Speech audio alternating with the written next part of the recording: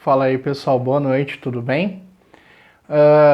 Estamos chegando aí no final do ano, né? Começamos oficialmente o quarto bimestre, tá? Esse quarto bimestre eu acredito que ele vai ser mais tranquilo em termos de artes, né? Porque é o bimestre em que nós vamos trabalhar com as artes visuais, desenho, pintura, aquilo que vocês já estão acostumados, né? Dos anos anteriores, né? E eu gostaria de propor, né, para a gente começar esse bimestre, relembrando algumas coisas importantes que nós vimos desde o começo do ano, né? Como que as habilidades, né, os conteúdos estão divididos pelos bimestres, né? No primeiro nós tivemos música, né? Características básicas da música, alguma coisa de notação musical, né? Que é a questão da partitura. Eu passei o exercício para vocês para treinar a leitura da partitura de clave de sol utilizando a mão, né? Dedo, linha, espaço, espaço, né? A sequência das notas no pentagrama musical. No segundo bimestre, nós tivemos a questão da dança. Alguns mandaram os trabalhos feitos, né, mais no formato de pesquisa teórico. Outros usaram ferramentas como TikTok, Facebook, Instagram, né, para mandar alguns vídeos, né, dançando e tal. Nós vimos também alguns aspectos teóricos da dança. No terceiro bimestre agora, nós tivemos os conteúdos, né, as atividades voltadas mais para a questão do teatro, né, para quem é aluno do fundamental, realizaram as pesquisas voltadas mais para o teatro infanto-juvenil, e para o ensino médio nós trabalhamos aí com movimento armorial, com coisas, né, tipo Nelson Rodrigues, tal, com conteúdo um pouco mais profundo, né, um pouco mais complexo. Eu gostaria de deixar claro, né, que é o que eu gosto de reforçar. Por mais que todos esses conteúdos eles estejam divididos por bimestre, na verdade, o que a gente está fazendo é analisar pontos específicos de uma grande área de conhecimento, que é o campo das artes, né? Então, agora no quarto bimestre, nós vamos ter um contato um pouco maior com a questão das exposições, trabalhar um pouco com questões das artes visuais que estão mais próximas daquilo que você gosta no seu dia a dia, né? Como que funciona o trabalho de um ilustrador, de um desenhista, no desenvolvimento de um jogo, por exemplo, ou de uma animação de cinema, né? Como tudo isso é construído, certo? E só que se a gente parar para analisar, por exemplo, um jogo de videogame, ele tem a parte visual, né? Ele tem a questão dos movimentos, né? Quanto mais você dominar a questão dos movimentos, melhor vai ficar essa emulação dentro do jogo, né? Nós temos hoje grandes produtoras de games, né? Que utilizam pessoas reais para realizar os movimentos e captar isso e passar para o computador, né?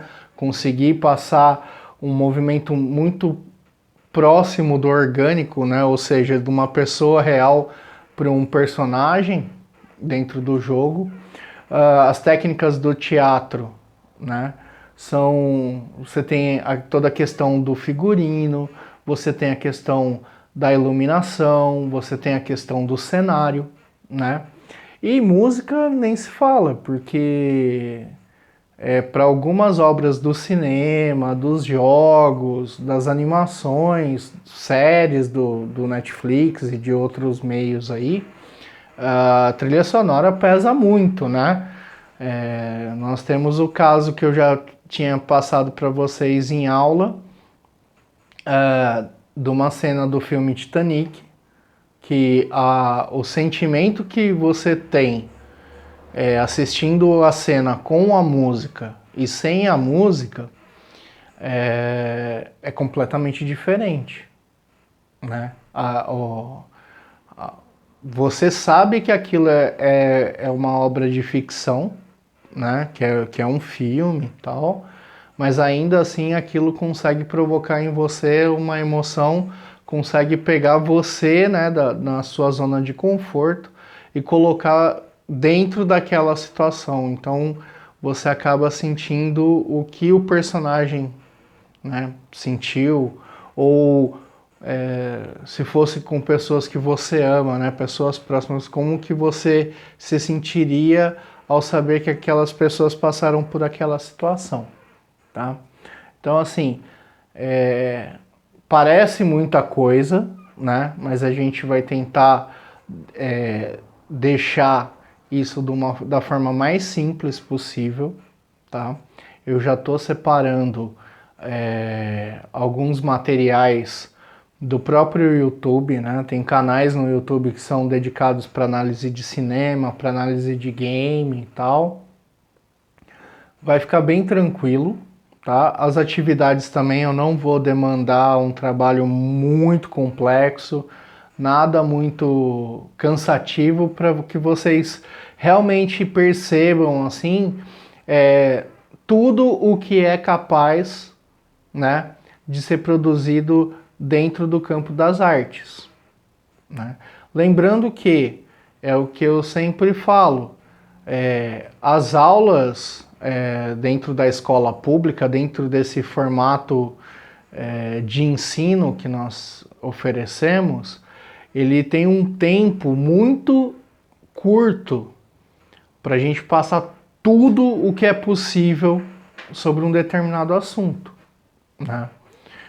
Vocês têm as demandas das outras disciplinas, né? Artes são 2 aulas por semana, então o tempo que é dedicado para o estudo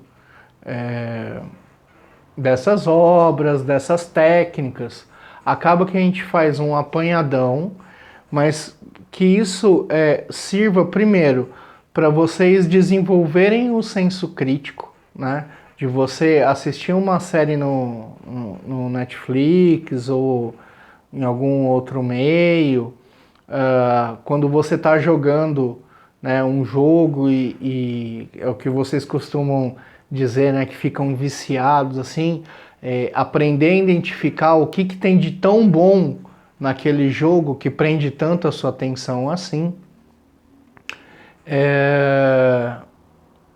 Analisar a questão da iluminação, das cores, né? Por que para determinada cena escolheram um determinado enquadramento da câmera? Por que só o rosto do personagem está iluminado numa determinada cena, né? Porque tudo isso é pensado antes, né? Tem um roteiro, aí entram as profissões dentro do campo das artes, que são muito importantes e muitas vezes a gente nem sabe que esses profissionais existem, né? Às vezes é aquilo que eu converso com vocês, nem todos os alunos dentro da sala de aula são extrovertidos, têm essa facilidade, por exemplo, para gravar um vídeo dançando, ou atuando, ou cantando, né? Só que é possível você trabalhar dentro do campo das artes atuando em outros pontos. Tem a direção de arte, tem a direção de fotografia, tem a direção de elenco, né? É o profissional que é responsável por cuidar de todos os atores, as atrizes, questão de aparência, né? Porque senão tem o que a gente chama de furo de continuidade, né?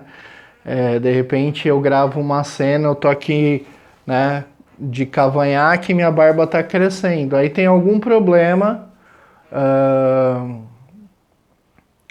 durante as filmagens, por exemplo, o que aconteceu realmente, né?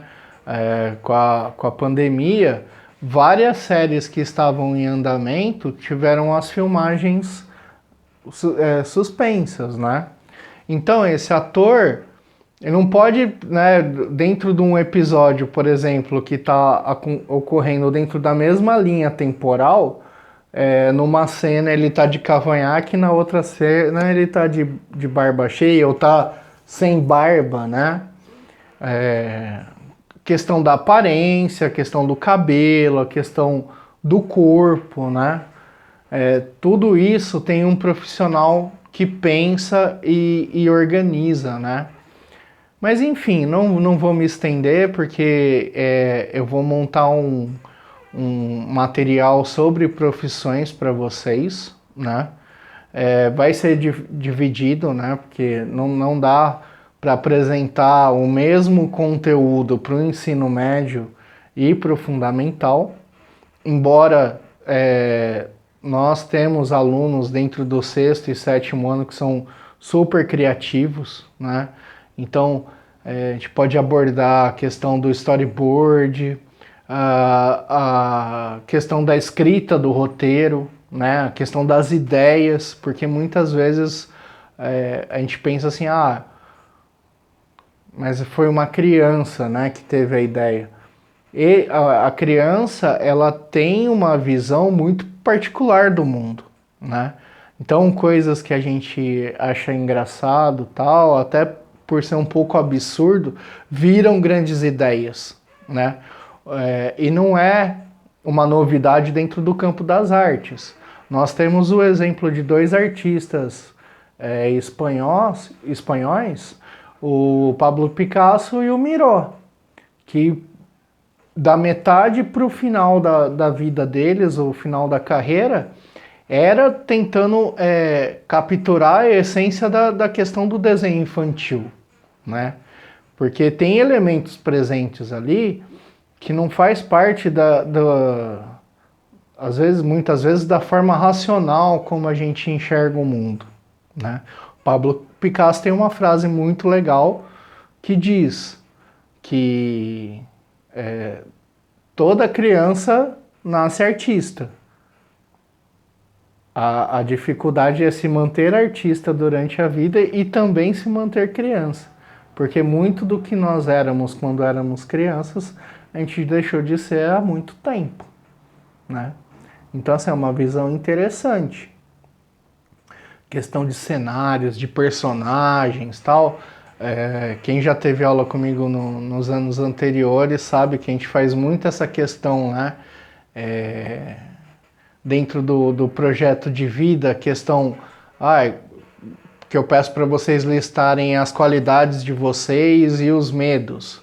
E depois a gente cria um personagem que tem todas aquelas qualidades que você listou e um vilão com todos aqueles defeitos, aqueles medos, né? E aí a gente cria, né, um roteiro de como esse herói que tem essas virtudes, né, tem essas qualidades, enfrenta esse vilão que representa esses defeitos, esses medos. É um roteiro que vai levar aí um tempo, né? Porque a gente tem que pensar numa história, em que contexto, né, que esse vilão vai atuar, qual é o cenário, qual o lugar, né? Só que a gente acaba muitas vezes não levando isso para o campo profissional, né? Não vai virar uma HQ, não vai virar um jogo, mas a gente acaba tendo algumas sacadas para lidar com algumas questões até da nossa própria vida, né? Então, assim, é o que eu sempre peço para vocês. A gente vai tentar deixar o trabalho o mais leve, o mais simples, mas que vocês consigam fazer bem feito, né? Que vocês deem o melhor de vocês, porque não adianta nada eu passar uma atividade para vocês utilizando jogos, utilizando séries, animes, seja lá o que for, e vocês me entregarem com aquela pressa do eu só preciso da nota, né? O bacana não tá aí.